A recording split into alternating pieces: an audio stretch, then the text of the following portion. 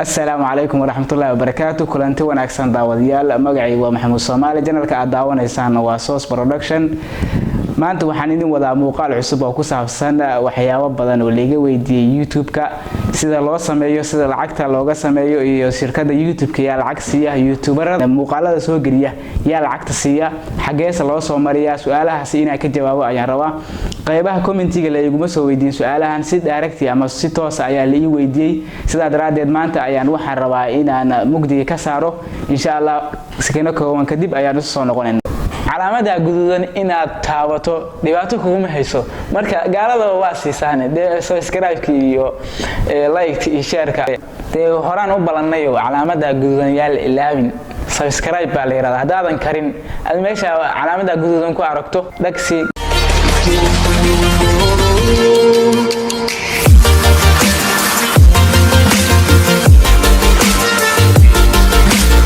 markale kulantay wanaagsan daawadayaal ku soo dhawaada Source Production. su'aasha koowaad waxa weeye sidee YouTube lacag looga sameeyaa marka hore shuruudo ayaa ka horeeya shuruudahaasi waxa kamid ah qofka YouTube-ka sameynaya ama waa YouTube-ka iska leh waa in uu shuruudahan soo socda buuxiyaa number 1 waa inay subscriberskiisa ama dadka ku xiran ee channelkiisa rukuntay ay gaariyaan 1000 qof number 2 markii uu 1000 qof gaaro qofka wuxuu gudbisanayaa codsi ah in uu shuruudii koobaad ee looga baahnaa uu buuxiyay yuuse u dirayaa wuxuu u dirayaa shirkadda Google AdSense Google-na waxay uga soo jawaabaysaa muddo kooban oo dhan 3 bilood iyo wixii la mid ah waayo 3 bilood waxay kugu qaadanaysaa in aad jawaabtaada ku hesho waxa laga yaabaa YouTuber badan in ay shuruuda adigu aad buuxisay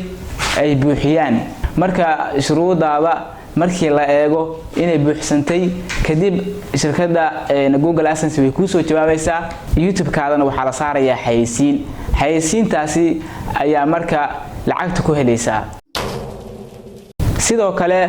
views-ka ayaa lacag sameeya sidee buu sameeyaase video-ga aad soo gelisay 400 oo saacadood gudahooda waa inay 1000 qof ku daawataa 400 oo saacadood hadii aan maalmo u bedelno waa 16 casho hadii aan inta kaga gudubno sida lacagta looga sameeyo YouTube-ka su'aasha labaad shirkadda YouTube-ka yaa lacag siiya shirkadda YouTube-ka waxa lacag siisa Google AdSense maxay u siisaa Google AdSense shirkadaha caalamka sida kambaniyada kale ayaa waxay sameystaan xayeysiinadaasi shirkadda Google markii loo dhiibto YouTube-ka ay iyadana u sii gudbinaysaa oo dhahaysaa shirkadda noocaasi xayeysiin saar annaga ayaa lacag idin ku siinayna shirkadda YouTube-ka marka lacagta xaggaas ay ka helaysaa YouTuberadana dadka isticmaalana YouTube-ka waxay lacagta ka helayaan shirkadda YouTube-ka sidaas ayaa marka la isugu xiran yahay waa silsilad su'aasha xigta shirkadda YouTube-ka xageebay dadka YouTube-leyda ah u soo marisaa lacagta marka hore waa inaad address wadanka Soomaaliya ahayn oo wadamadaasi caalamka hadii ahneed wadamada Afrika iyo wadamadaasi Asia Europe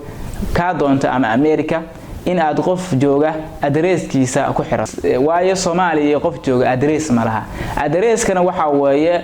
kow waa in la aqoonsan yahay magaalada aad joogto kadib markii la aqoonsanaado magaaladaasi waa in la hadana la aqoonsan yahay xaafadda aad ka joogto kadib xaafadii waxay leedahay leen ama wadadaas ayaa lambaro leh wadadaasi hadana guriyihiiba hadana waxay si kale yihiin lambaro ama address ama ciwaano loogu soo hagaago sida daraadeed Soomaaliya annaga hadaan nahay Soomaali ama dalka Soomaaliya addressyada intaas oo dhan ma laha waayo qofka magaalada jooga hadii la aqoonsan yahay wadadii baan lahayn hadana leen ama lambaro iyo address iyo ciwaano loogu soo xiriiro hadana guriyihii baan lahayn ciwaano saas oo kale loogu soo xiriiro sidaas daraadeed ayaa keenaysa in YouTube-ka uu dadka Soomaaliya jooga lacagta ugu soo hagaajin waayo marka danta waxay ku qasbaysaa qof dibadda joogo kale in aad addresskiisa isticmaasho qofkaas oo aad ku kalsoon tahay waayo lacagtaasi YouTube-ka ka sameeyso waxay soo maraysaa qofkaas dibadda jooga sida daraadeed qofkii hadii aan ma taqaanayo aqoonin ama aqoon dheeraad ah aadan u lahayn lacagtaadi qof u shaqeynaysa qof eheliyadaada ah ama qaraabada ah ama walaalaha ama waalidka hadii ay joogan ay addresskiisa ku xiranaysaa sida daraadeed shirkadda YouTube-kana qofkaas ayay lacagta soo marinaysaa lacagtana waa xagaas ayaa lagaaga soo dirayaa marka sida ayaa mataqaanaa shirkadda YouTube-ka ugu sameeysaa ama qofku u siisaa lacagta qofkii dibadda jooga kaba si fiicanba adereeskiisa dibadda ama meesha uu joogo magaalada joogo xaafadiisa gurigiisa lambaru leeyahay ama ciwaano loogu soo hagaago sidaas ayay ugu soo marinaysaa xitaa waxay bixisaa YouTube-ka wax loo yaqaano silver play button oo 100,000 subscribe qofka markii uu gaaro la guddoonsiyo shirkadda YouTube-kana awaalmarin qofku siiso xitaa markii la rabo in lagu soo hagaajiyo xaafadaada iyo adereeskaada iyo guriga aad degantahay lambarkiisa inta waa la hayaa markii aad dibadda joogto si toos ah ay gurigaada kugu keenaysaa su'aasha xigta waxa weeye shirkadda Google maxay u siisaa YouTube-ka lacagta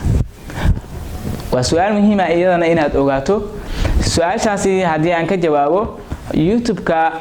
ama shirkadda Google waxay YouTube-ka u siisaa lacagta sababtoo ah xayeysiinadii loo keenay shirkadda Google AdSense waxay u gudbinaysaa shirkadda YouTube tusaale ahaan shirkadda Amazon baa waxay rabtaa in ay xayeysiin samaysato xayeysiintii waxay u marinaysaa Google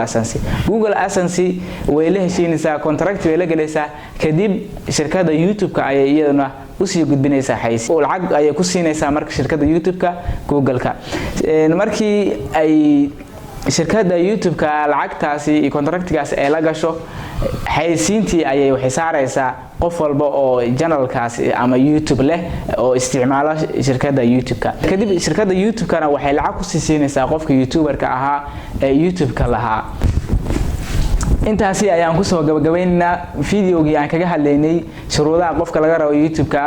iyo inuu lacag ka sameeyo iyo meesha loo soo marinayo iyo shirkadda Google-ka sida ay shirkadda YouTube-ka lacag u siiso sidoo kale YouTube-ka sida ay YouTube-leyda ay lacag u siiso hadaba hadii ay ku tahay markii kugu horeysay aad soo booqato channel-keena waxaan ka codsanaynaa inaad channel-ka subscribe saarto share gareyso like-na saarto videogan hadii aad waxyaabo qaldan ama waxyaabo saxan ama waxyaabo su'aalo aad qabto hadii ay jiraan waxaad noogu reebtaa qaybta comment-iga ee hoose insha Allah billahi kariim intaan videogan mid lamid ah ku kulmi doono waxaan kaga taginaa sida iyo amaana Allah